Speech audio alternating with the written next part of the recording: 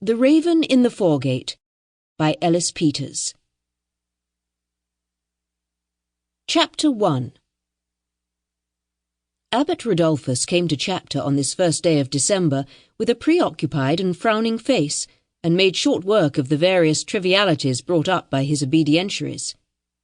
Though a man of few words himself, he was disposed as a rule to allow plenty of scope to those who were rambling and loquacious about their requests and suggestions.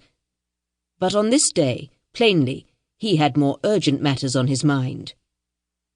"I must tell you," he said, when he had swept the last trifle satisfactorily into its place, "that I shall be leaving you for some days to the care of Father Prior, to whom I expect and require you shall be as obedient and helpful as you are to me. I am summoned to a council to be held at Westminster on the 7th day of this month, by the Holy Father's legate, Henry of Blois, Bishop of Winchester.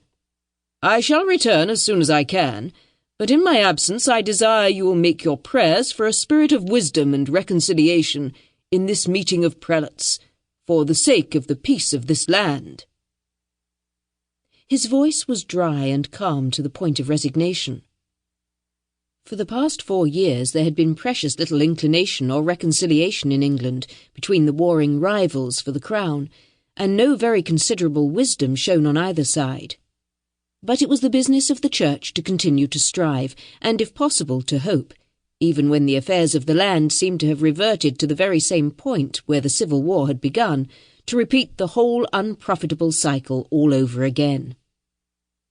"I am well aware there are matters outstanding here," said the abbot, "which equally require our attention, but they must wait for my return. In particular, there is the question of a successor to Father Adam, lately vicar of this parish of Holy Cross, whose loss we are still lamenting. The advowson rests with this house.